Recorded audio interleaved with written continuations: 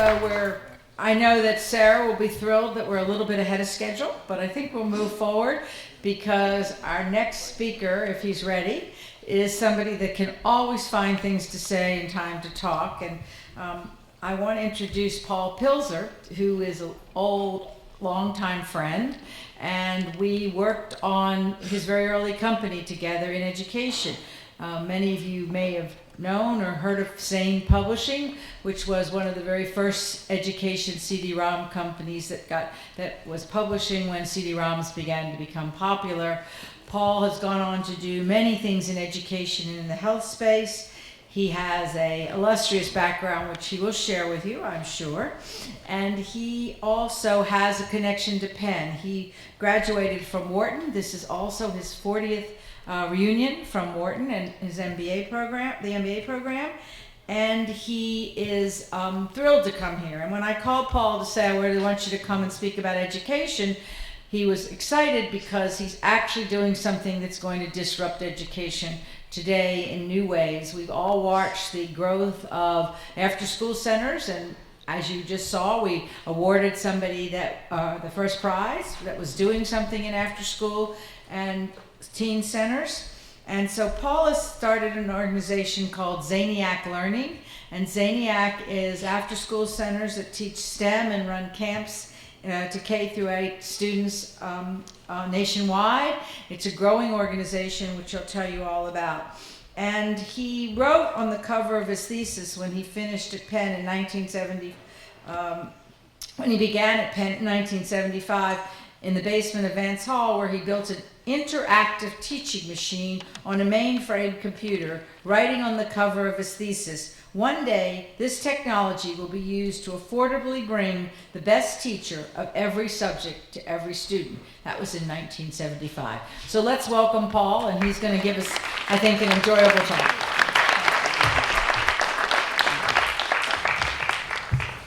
Thank you, Bobby, very much.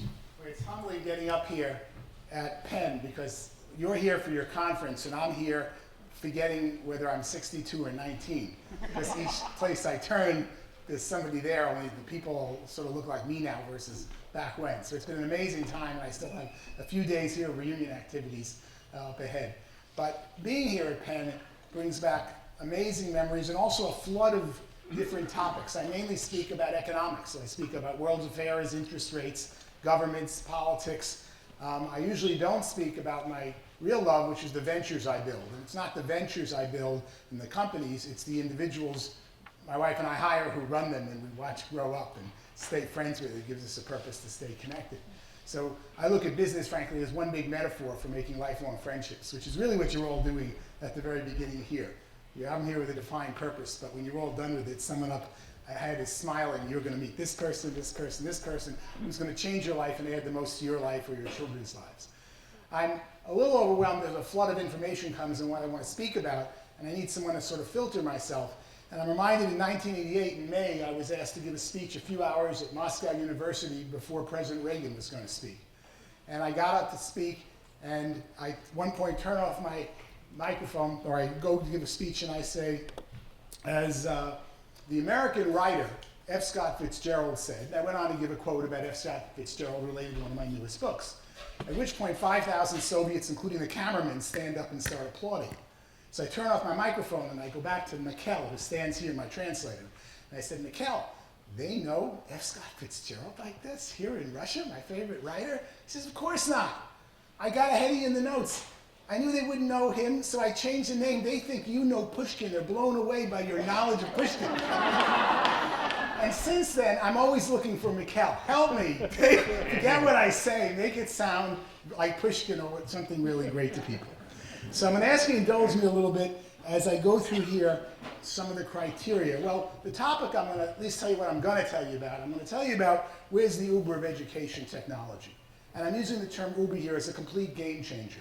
If you were to ask me 5 years ago, Paul, how do you handle traveling? Oh, it's not so bad. We fly first class, private planes. Well, what's bad about it? What's bad about it is ground transportation. It's miserable in every city.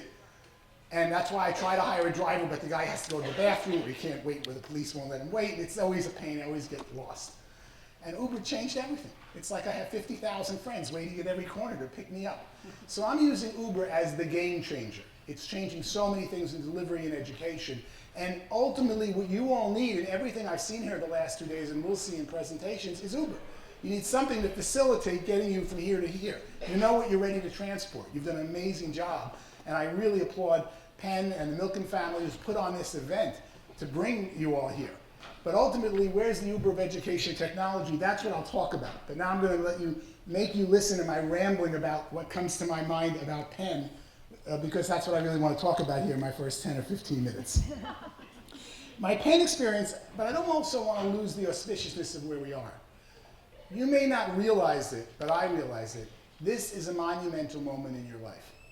You were here, that something brought you to this conference to get funded, meet someone, get involved with some conference. Today is a major, not just one of the most significant days of the rest of your life. This is really it. And when you stand here and think, who might have said that right here? While this building's existed, 1,500 feet that way, they built the first digital computer. And they used it to launch missile trajectories to win the war in World War II, and they used it to build the hydrogen bomb. And it started to be used for commercial educational purposes 10 years later in 1955. It's still there, or most of it's still there. It's pretty amazing to think, and those people, when they came to lunch, came to here, to this building, which had already existed 60 years. So don't lose for a moment the auspiciousness of what goes on right around these walls and in this very room. Now going further, when I got here, and I came here because Penn was one of the first universities to buy a computer to do something other than its namesake. Computers were used to what? Compute. They had numbers. And Penn bought a DEC 20, which was sort of a mainframe computer in the basement of Vance Hall, only 1,000 feet, right upstairs. And in that hall, we had a computer that I got to play with when I was 20 years old, and that computer could handle text. And that's the computer we made a test called Lesson on the Federal Reserve that interactively changed the lesson based on the questions. And in 1975, people's jaws would drop. That's what makes a good teacher. We never thought about it. The teacher listens to the student, changes the whole syllabus, and custom tailors it for what that student needs, and you just built a machine to do that. And that machine, the DEC 20, was my favorite toy that I got to play with, spend all my time with here at Penn. And that's only 1,000 feet that way. And Penn became one of the first universities to do this, but you really need to think what that computer was doing in 1975 and your iPhone does for you now. It's doing what God really wants us to do, to share our thoughts, our feelings, our hopes. We call it information.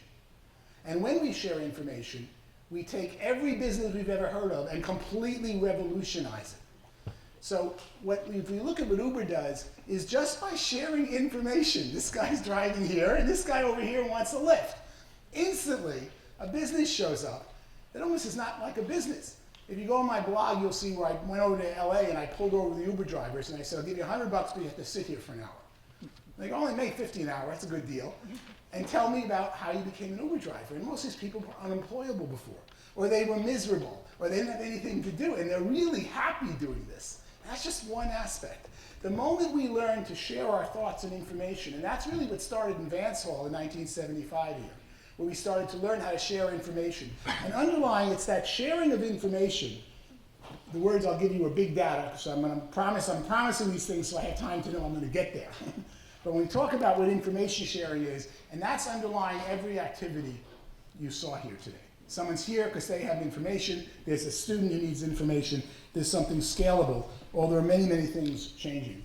I should also, when I think of Vance Hall, and I shed a tear, or he would have been 100 and something years old, with my professor, Larry Klein, who used to sit in the basement with us as we started sharing information and typing words in 1975. Larry won the Nobel Prize for econometrics right here in 1980. So I really want you to feel who's sat in this room without any change in the decor, which I think is cool now. I hated it 40 years ago.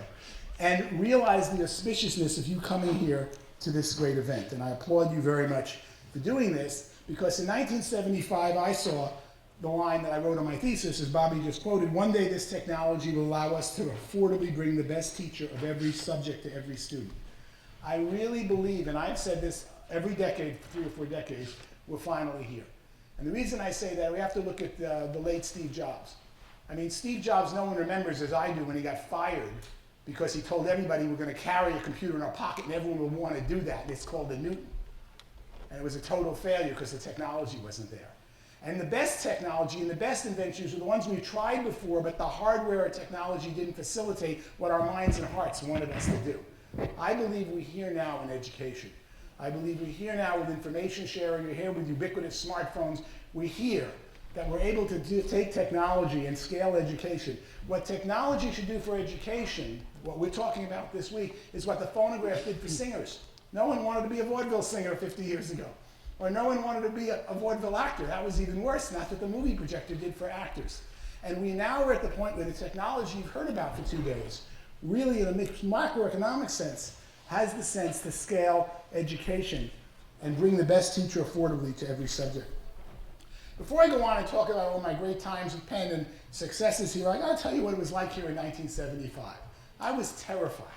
And the main reason I was terrified is everybody I met at Wharton in the MBA program belonged here, except me. I didn't really get in. I have a letter posted on my website, April 7th, 1974, rejecting me. And it goes through why I'm rejected and says you're eligible to reapply in 24 months. Then I have a letter April 14th, 7 days later. Please disregard our letter of April 7th. Happy to have you join the class. Fill out the form, send in a $100 deposit. Welcome to the class of MBA class of 76. Now, the details of that are all on my website. I can do that in Q&A.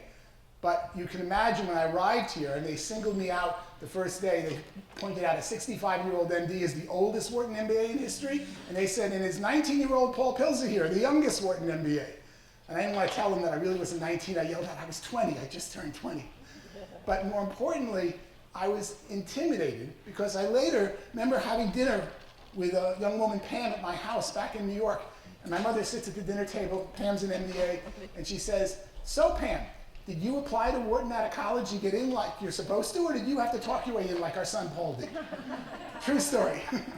Because that was my own vision of myself and my vision of Penn, that I didn't really deserve to be here and I would get found out somehow. What I didn't know, and this is what I want to impart with you before I give my speech, is that pattern of applying, telling everyone in the world I was getting it, which is probably not a great thing to keep doing, but I kept doing it then, getting rejected, and then going to work. Oh, I gotta go reapply and show them the mistake they made and yell at them. They wouldn't give me a meeting with the director of admissions. It took me 5 days to get the meeting and only 1 day to prepare for the meeting. Well, that became the pattern of my life. That got me to Citibank, that got me to President Reagan, White House, that got me to President Reagan, that got me to every position I've ever wanted in life. And it wasn't until age 30 that I realized that was life. Life was about applying to something I was gonna get rejected for. And then going, oh well, let's go to work in a happy moment. You have to learn how to revel in rejection. You don't set yourself up for it, but you gotta roll with it. Because you know this, the presentation, the next deal you do is so much better off because you got rejected at the first one.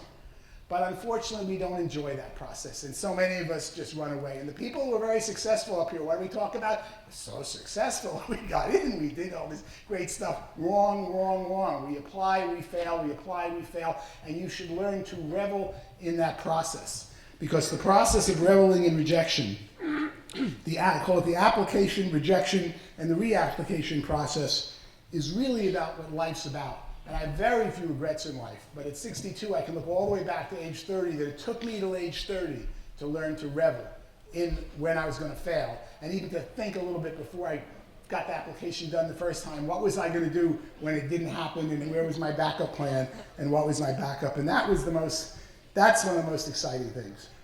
Again, I'm ready to leave and start talking about Uber and technology and education, but I want to do one more story that comes to mind here.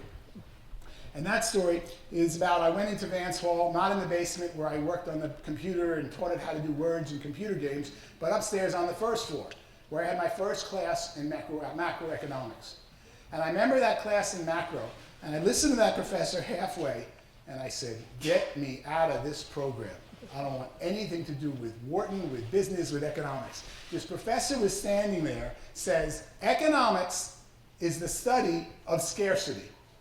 There's a limited supply out there of land, minerals, fresh oil. This was during the oil crisis when we went going to school.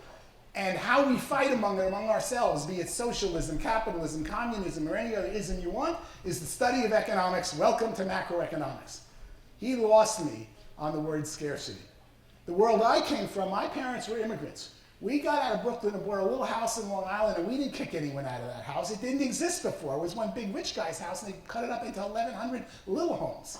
And my whole life was about abundance without taking from anyone else. And here I'm at this prestigious Wharton Business School, and they're trying to tell me the opposite.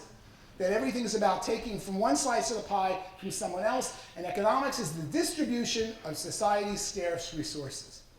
That got me very upset. I hated economics. I dived into computers and technology and went to work at Citibank after graduation because they had the biggest computers to play with. But I never forgot how much I hated that professor and all those people in all those suits studying economics of scarcity. That led me to write my own theory of economics, of the economics of abundance, which I'm proud to say is now the subject of 11 books, 25 languages, 5 New York Times bestsellers, several #1s, aptly named the first one called Unlimited Wealth. And when people challenge me on the title Unlimited Wealth, how can you say this? Where does all the power come from for all this wealth? It was real easy. Then I wrote another book with Simon & Schuster, which was #1 New York Times for 3 years, where it comes from. God wants you to be rich. Because theologically, I could make the argument, maybe not scientifically and in physics, that we had unlimited resources, and when you believed in them, they became a self-fulfilling prophecy. And the real reason was because wealth, W, for an individual or society, equals physical resources, land, people, materials, times technology. Wealth equals physical resources times technology. The Iron Age, the Stone Age, the Bronze Age, the ages defined our technology when they defined wealth. But in the old days, you were born in the Bronze Age, you died in the Bronze Age. You were born in the Iron Age, died in the Iron Age. Now you can jump ages. And it's all about sharing information. When we share information, which is really what we're divinely inspired to do, everything falls into place. All the problems of the world of physical resources and scientific technologies and medical crisis or anything in your life is about sharing information with another human being who has that information. The best example, and I'll do my last piece here on economics and then move to the other pieces. I use the example of Pilzer's Island, which for 21 years I taught in my class at New York University. 10 men on an island, every day they get up and they fish with a fishing line. One day a missionary shows up and says, hey guys, you're all fishing here, making a living. 10 families, 10 huts, nothing special. Here's some new technology. What is it? It's a net. What do you do with it? One guy pilots the boat, one throws the net. And what does it do? It catches all the fish with 2 fishermen, one to pilot the boat and one throw the net, that all the fish did with fishing lines. Pretty amazing. What do we call that? A 500% increase in productivity, 5 times. What else do we call it? 80% unemployment. How fast does 80% unemployment hit? In an hour. It's pretty obvious to go through. And it's amazing. 5 times GDP rise, but 2 rise and 8 don't. And I can go on and on about this in its many variations, but of course the solution is embrace this and let's all go work on better ways of teaching the dyslexic kid who needs some help because you don't have to handle all these fish anymore.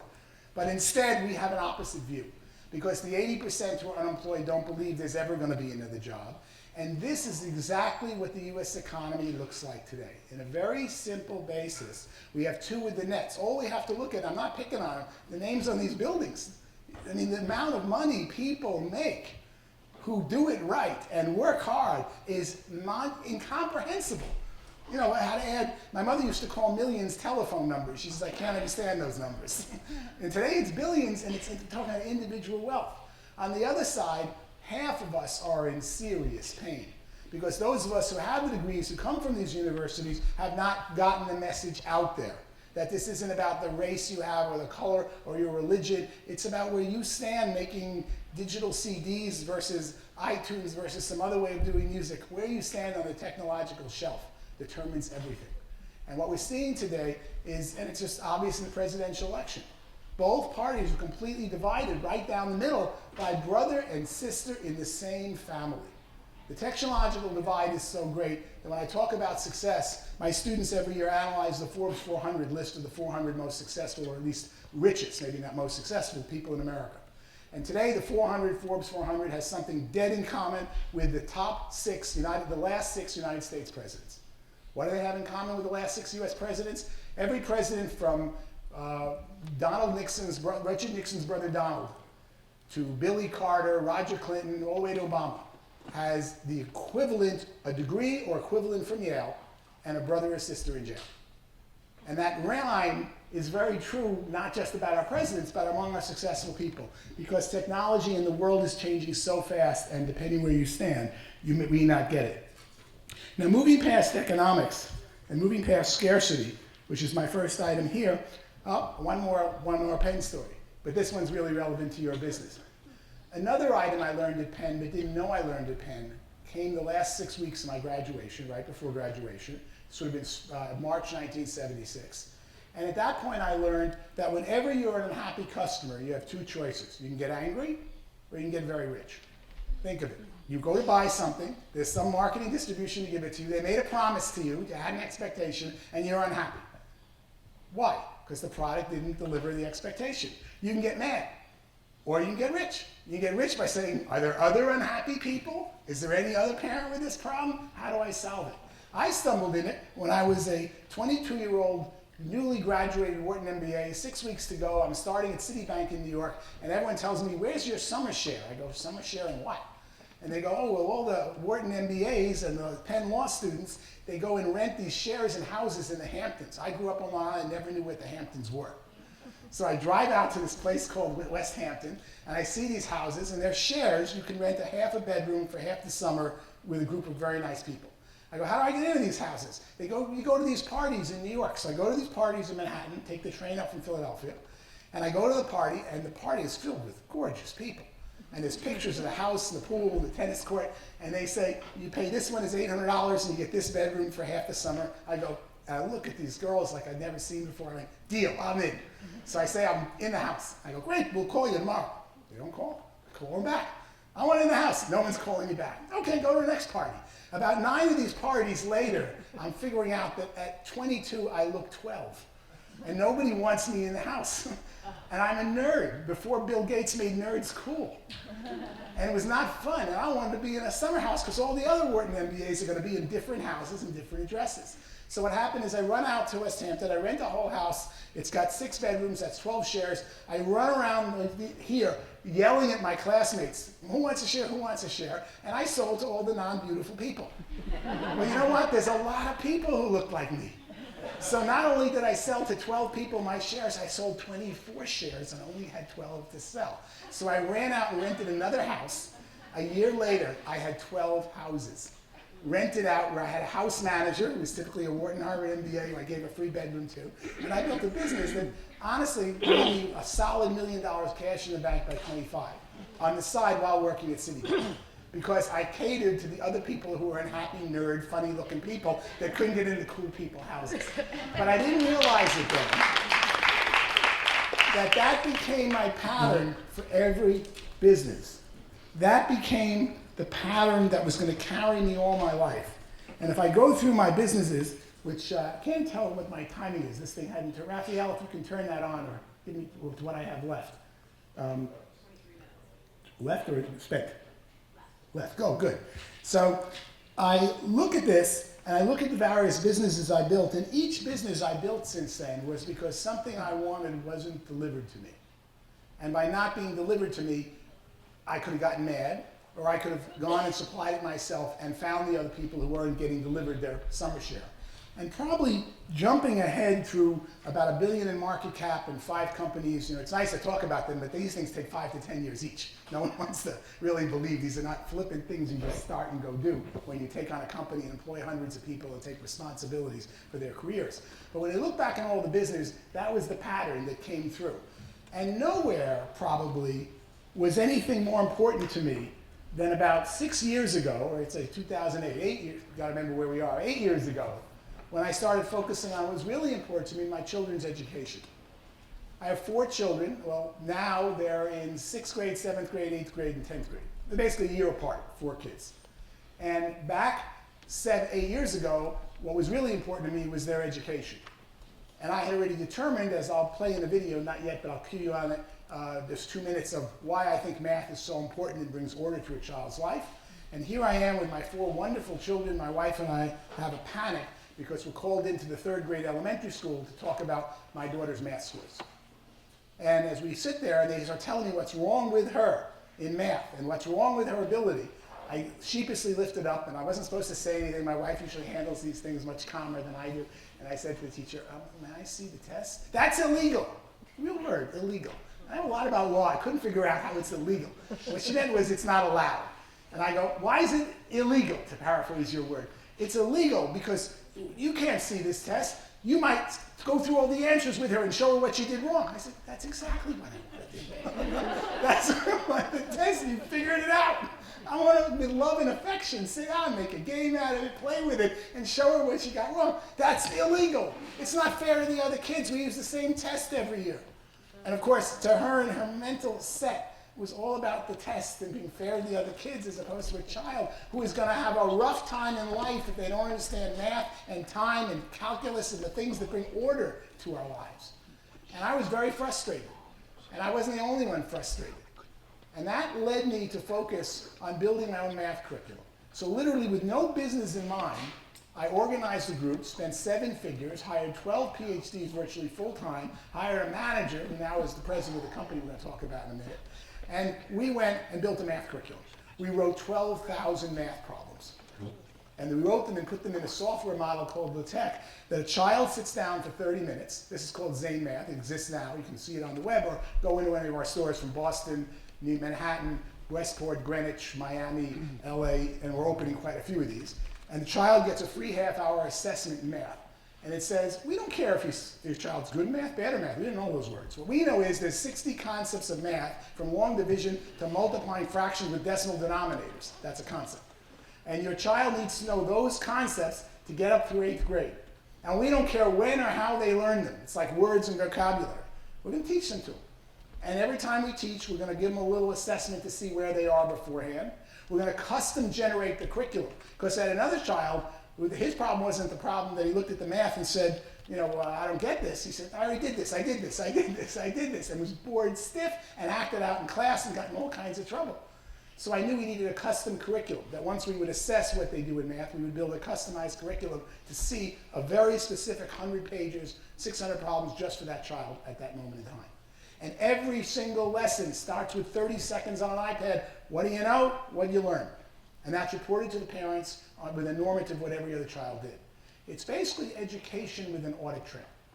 And once we started building big data, and we only built it selfishly to find out if this stuff was doing any good, we developed a product called Zane Math.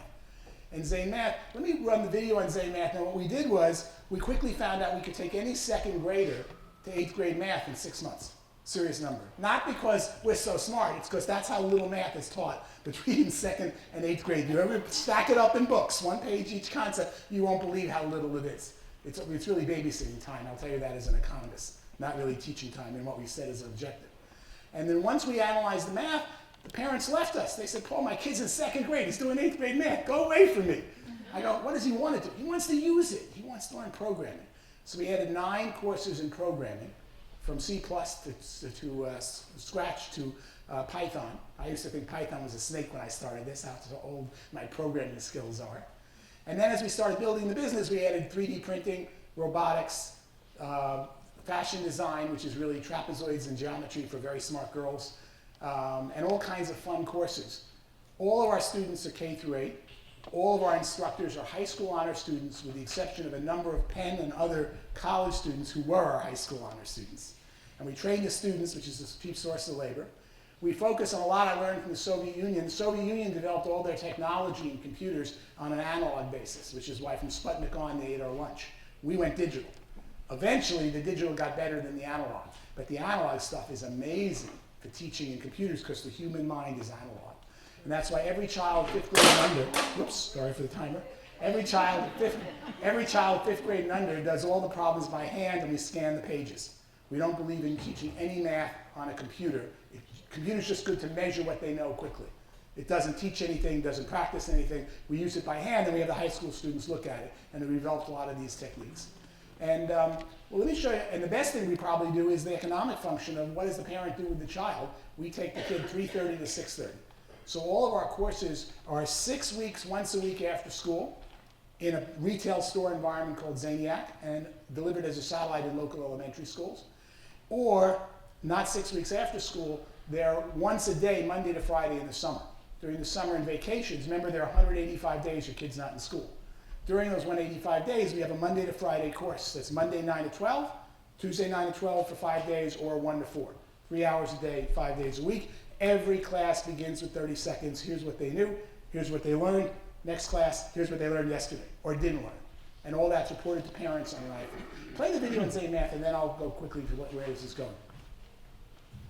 The faster your child succeeds at math, tell time, do long division, multiply fractions, or determine the height of a flagpole, the more self-confident they become, and the faster they learn other subjects. But how can you help your child succeed at math? What if there was an assessment that could measure everything your child knows about math, helping you truly know where your child stands compared to their peers? What if you could then take the results from that assessment and create a customized curriculum just for your child, allowing them to master each concept at their own pace, regardless of their grade level? Introducing Zane Math, a proven way of helping your child succeed at math all the way from kindergarten through 8th grade. Zane Math is customized for your student and covers the same Common Core curriculum taught in your child's school. It all starts by taking a free 30-minute pencil and paper assessment to determine what your child knows. This assessment is used to generate a 600-problem customized curriculum taken from our 12,000-problem database, focusing on the concepts that help your child the most. Your child is taught in person, either one-on-one or in groups of 5 students, facilitating peer-based learning and making math fun. Each class covers an individual concept and typically meets once a week for 90 minutes, with 90 minutes of homework. After each class, powerful resources provide you the opportunity to participate in your child's learning. These include a 5-minute milestone showing how much your child has improved, an email explaining their homework for the next class, plus lesson plans and online videos for each of our 70 concepts. At the end of the 6-class course, your child completes a 30-minute achievement measuring how well they've learned each concept. No concept is left behind. Sign up for Zane Math today. Which we quickly started to scale and said, now we've got this great math program, what do we do with it? And we failed and failed. First thing we did is I thought I had a business, which I used to have within the Amway business, of 200,000 of 4 million Amway people who sold my old CD-ROMs into homes. They were mainly old school teachers who said, I won't sell soap, but I'm willing to sell math and teach it to people.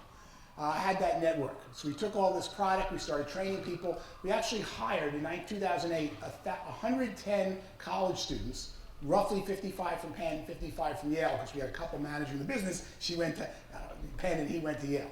And we recruited their classmates, deputized them, taught them how to do this. It was a total bomb. What we found out was the person who could teach at home, for whatever reason, couldn't sell it into the home. They wanted us to turnkey the whole sale of the business, entrepreneurs, education, whatever. That was an expensive mistake.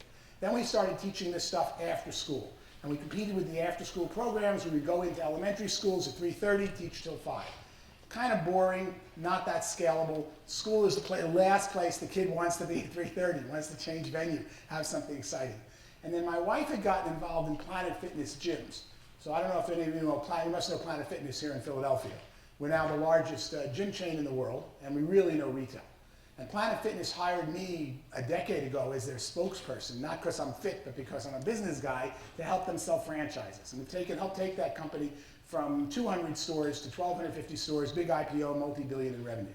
So Lisa got very good at retail and management and all the vendors who build 250 Planet Fitnesses, and they are big, a year. And we started using that team to open Zaniacs. And that's what got really exciting. Our first retail store fit so many needs. First, it fit the need of high school students, which I was new in my hometown, needing meaningful employment to get into colleges, and something that was real value. So we started employing high school students there. We started locating these things next to Whole Foods, because we knew there's where parents have money. We started building them out as something that a kid's draw. When you walk into Zaniac, 96 seats, brand new IMAX at every desk, 6 all-glass classrooms, lots of big multimedia. You go, wow, the robotics tables alone make the kid go crazy. And the promise of Zaniac that we've worked out is when the child says we're going to Zaniac, they run to it. When the child wants to leave, no, only another minute, I'm working on this Minecraft problem. We have our own Minecraft servers in Minecraft to teach architecture and math. because that's what kids want to do. They want to learn Minecraft. We found a way not to give them a new game, but give them the game they like and how to use math. So we learned it all at retail after some very expensive failures. The retail has 10 campuses that are open now from Boston and Los Angeles. We should be up at 1 a week next year versus 1 a month this past year. Ultimately, we need a lot of these. Each Zaniac serves 5 elementary schools. There's 128,000 just public alone, 500-person elementary schools in the country, 128,000. Every 5 of them, which means we need about 28,000 Zaniacs, get served by 1 Zaniac. That's where the parents who have the money or dedication bring the kid in. We're a fraction of the cost of what other programs cost of private tutoring, but it's private pay right now. However, in each store, and I'm going to do this with Q&A in a minute, we're finding so many things. Each one of our Zaniacs serves public schools that are charter schools who are looking for physical places to meet, especially the virtual charter schools. So they come in as Zaniac. Remember, we're empty 7 a.m. to 3 p.m. The whole thing is empty. It starts at 3:30 p.m. and it goes during the summer in prime retail space. And to be honest, these things make a lot of money for the franchisees, which is so important to us because of scalability. You've got to have the economic model under control. I say this before any other model, which is not what everybody wants to hear about. And ultimately, we could become the distributor of great places. Right now, we do only our own curriculum. We fit in our own system. But we could become a distributor of virtually everything I've seen in the room the last 2 days. Because here's where the parent comes in. And it's done a lot cheaper than the public sector. And I don't think it puts the public school out of business. I think it becomes an adjunct. I'm personally a fan of the hospital model, where when I was born, a hospital had an anesthesiologist, a cardiologist, a surgeon, and they were only as good as each one of those links. Today they use all professional groups, because the anesthesiologist is the only one who knows when to get rid of another anesthesiologist.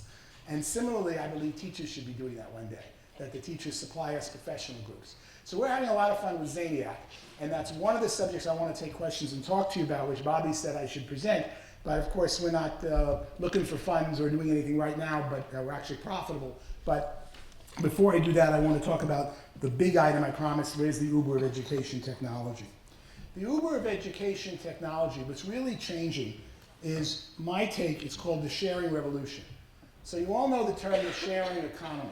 And the sharing economy is when you want to ride to the airport and someone will give you a ride via Uber at half the price. Or Airbnb, epitome of the sharing economy. My room is empty, my guest room, or I'm out of the apartment, I'll rent the whole apartment out without regulation and have Airbnb, the sharing economy. So the sharing economy the last 8 years is about what can we do to halve the price of everything we want to buy. And where I really messed up 40 years ago, or 30 years ago when I first published Unlimited Wealth, and I told people the GDP is going to go like this and everything's going to happen, and it all did, I messed up because I was writing about the supply. I was looking at housing, clothes, food, all the things you want to buy, and saying because of wealth equals physical resources times technology, and what technology is doing to our physical resource supply, we're going to double it. In those days, cars got 9 miles a gallon, now they get 25. That's like 3 times the number of gallons. That's why Saudi Arabia is going out of business, not because oil price is down. We're only using 1/3 of much of it to get somewhere. And so when I wrote about all this, I was looking at the supply of things was going to become ubiquitous and effectively free. There I was right.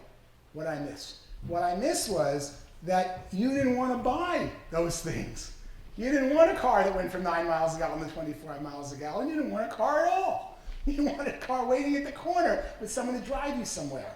And the millennials, and not just the millennials, the whole world, all of a sudden they said, I don't want all this stuff. I want experiences. I want to get from here to here. I have defined things I want. I don't need physical houses, cars, toys to get there. That means the existing supply of roads, cars, houses, toys is worth 2x, 3 times. It's actually a geometric increase. And think what happens to a road when you have the number of cars on it. It doesn't double the speed of it. It's like a quadrupling of the speed, if not more. And that's what we're seeing. All this physical stuff. And that's the sharing economy. I have a new take. The next book I'm coming out with is not the sharing economy, it's the sharing revolution. So the sharing economy, actually it has to say sharing economy on the cover here, but the inside article in this magazine is the sharing revolution. What's the revolution? In the sharing economy, you have the price of the things you want to buy. In the sharing revolution, you double the value of the things you bought. So you're going to the airport, you got an extra 45 minutes. Oh, Professor Stedman, there he is, sitting there. I've been trying to connect with him for 3 years. I'm here, we do a little social media, all of a sudden he's here. He drops what he's doing, and he showed up from the med school. Thank you for coming to my talk here today. You guys are great. He increased the value monumental, and hopefully he'll ride me to the airport tomorrow. He doesn't know that yet, which will double the value of the ride to the airport because I'm now with someone. You will choose a restaurant not because it has great food. That'll be secondary. They will promise you the most interesting dinner guests you'll ever meet that could become your best friends who went to school with you, who did this, who did this, who did that. And you start to see all the experiences in life that could be made better when they're shared with the right person. So sharing economy, halving the cost of what you want to buy. Sharing revolution, double the value of what you already bought. And that's what's really coming. And behind all that is something you're all about to experience by November this year called big data. Big data sounds like big data. It sounds like all the stuff I learned in Wharton, which was how to compartmentalize customers into social demographics. There are 8 million of these, and there's 4 million of these, and there's 7 million women who are Jewish and who do this and live in this kind of neighborhood. And it was all about taking data and collapsing it and trying to find types. It's all obsolete. Everything. Because it's really about big data, and big data is a misnomer because it's really about individual data. Watch this. You are going to get a phone call on November 1. It's going to be from someone you know in your neighborhood. It's going to be someone from the opposite political party of you. And they're going to say, I know you're really supporting Hillary, but I want to talk to you about so-and-so. And I know that I saw you here last and last. And that person, if you're an active political right now, they're in a data bank where they're going to get an email that says, Bobby, call up Bobby Kurshan, Paul, and tell her this, and she did this, and she went here, and she went here, and here's some background on her, like a briefing. And I'm just her neighbor.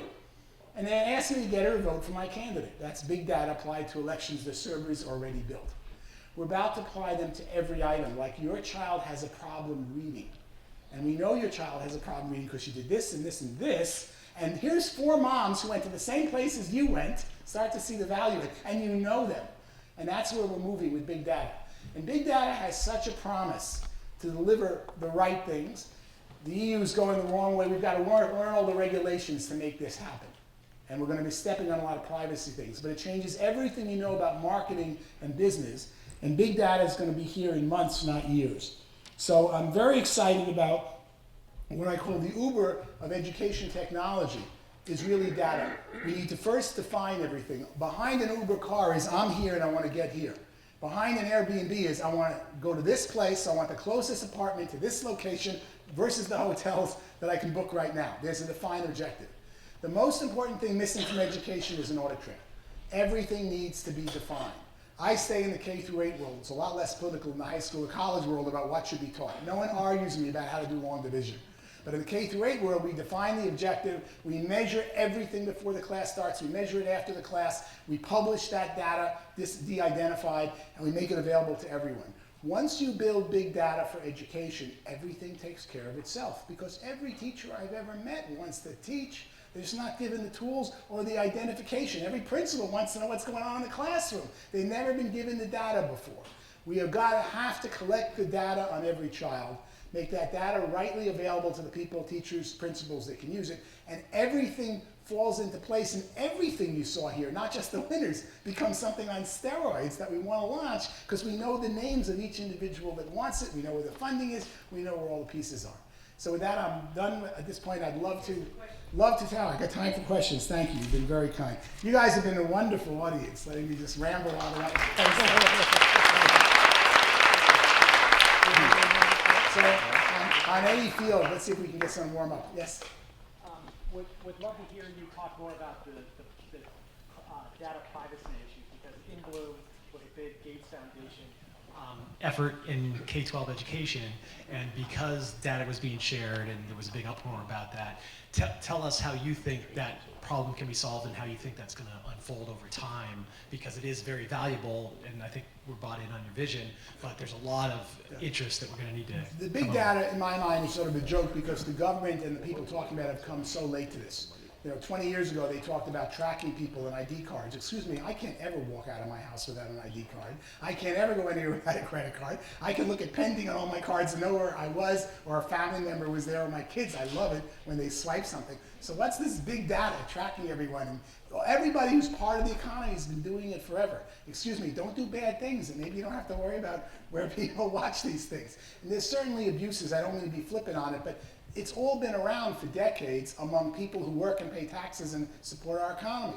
And now all of a sudden we've got all these pundits saying that the privacy is an issue. Just give us a standard, we'll work to it. Government needs to move fast. There's no right or wrong standard with privacy. There's a standard. You give us a standard, we will all figure it out from the schools to the credit cards and move on with progress because people want to eat, they want to have fun, they want to be educated and all the pieces. And the government attacks that the privacy is some new issue when the privacy has been around for 40 years on credit cards and checks forever. Other question? Anyone? Any subject? Yes. So my question's about gamification, because that's obviously part of the Zaniac model, looks like, and we've had a couple of the presenters present other gamified apps, I guess. So maybe you could speak about what you use to justify gamification for Zaniac, at least. We don't get the return so much from technology and gamification because my view is nothing comes close to these billion-dollar games my kids play. And when I throw an educational game, it's the dullest thing in the world. The best thing to me is live. So the gamification I really count on is a funny 16, 17-year-old instructor we hire. We give him all the good jokes he can use again and again and again because he's got a different class of 5 kids every day. You never had that much fun before. And we arm them well, and they make it fun for the kids because ultimately when you're all done with the games, the kids want to play with someone. And the best teacher of a 6-year-old is a 16-year-old. So the individual side of Zaniac, which is the high touch, is the gamification more than building the game. And every time I try to up the bar and build the game, it's really dull to the kids because the games, they'd rather have someone fun to play with or beat the game they get from Nintendo, and I can't come close to Nintendo. Yes? How do you train the high school students? Great question. First, we'd like to think that each manager owner, right now we're playing with a corporate model and a franchisee model, and the franchisees are eating our corporate guys' lunch, meaning the owner of each store, they already know in each community when they open a Zaniac who the high school students are they want to hire. They've watched them grow up. So it's a very local orientation of somebody who doesn't want a corporate job anymore but wants something meaningful. They open a Zaniac, they know the kids, so we haven't had the recruiting issue. And those kids look at it as, this is, when I explain to the kids, I go real easy. You ever make a mistake before and go to the teacher and say, I made a mistake and I want to do another paper and get the B to an A? Great. That's not here. You get fired here. You took $300 from mom. Think with $300 for 6 weeks. Can you take this job and not make mistakes? This is the real world. You don't get to kill people as a surgeon and come back the next day and say, I'll do better. You're done. So we tell these high school kids, if you want this job, this is a serious job. Very serious. They love it. They're so used to being told, what do I do to get the A, that I didn't want to work for the first time. And the first time you smack them in the face, and we have an army of high school kids for the 20 jobs at each store. You got an army waiting of 11th and 12th graders who want these jobs. So we make it very, very serious. We find they react well to it. We train them very well. We test them on it, and we let them see normative data. Meaning they can see that their kids went from here to here. They can look at another teacher, not by name, how their kids went in another state. And it's that big data approach that gives them some feeling for how they're doing is priceless, not just go teach. You can take one more question, Paul, and then we'll have plenty of time to ask Paul questions in our conversation with the dean. If I got you right about the data, I believe I agree with you that all the issues about the privacy and all the obstacles are not so much related to what bad things can happen with the data, but the fact that the good thing has not been shown yet. Maybe I would have minded that somebody's tracking me on Uber until I figured out it was a bit convenient. So my question is, why is that good thing not showing its face yet? Why? Because there are data, privacy or no privacy concerns, there are data, they have not been used to show the world that something good can happen. Where is the obstacle? Is it that teachers are not ready for that, the principals? Should we bypass that altogether? Right. Why haven't we seen the goodness? Well, a good example. I assume your question, by the way, I'm going to tie that down, was not about general economics and privacy, which I sort of got over here, but just education. Okay, you walk in as Zaniac, you register, you're taking a course in robotics. You come in on Tuesday at 3:30 and drop the kid off. He walks out of your car. Your phone rings with a text. Johnny so-and-so was dropped off at here and here and here. Click here to see what lesson he'll work on today. You get the text. An hour and a half later, you pick up the kid. He walks out. 28 seconds later, you get, Johnny left at this time. Click here to see what he did, including all the pages he ran of math. And all of a sudden, you say, this is good data. The kid's in the back of the car, and you can see what he did and have a meaningful conversation about a problem or not. Give the parents some data and collect it. It's bizarre to me. A kid goes to homeroom. I have no idea he got there. I just let him off at the door. And no data comes from that whole day. Is one big black hole. And I'm told if I don't like what goes on in the school, because they won't tell me it's a black hole, I can go to another school which is a black hole, be it private or public. I want to know what happened. At Starbucks, they tell me everything. I mean, it's amazing how fast, where it's coming, etc. Give me basic, useless data, and I'll go, I like a little more of that, I want a little more of that. But right now, schools are one big black hole to the parent, and anytime you want to change, you get to choose another one like it. And we need to start with, there's a front door and an end door. Track every kid who walks in and text the parent till they say, don't text me anymore. I don't think any parent's going to say, don't text me. And then click to all their lessons. Then you didn't push it at them, they clicked on it. Give them an example of the parents who scream for the big data. We've seen that at Zaniac, and we love it, and it helps us improve it. Thank you, Paul. We'll have plenty more time to ask Paul questions. We have a great session, Before Paul goes down, Paul's son and wife are in the audience. Lisa and Max, do you want to stand up? Thank you for letting us have Paul visit today.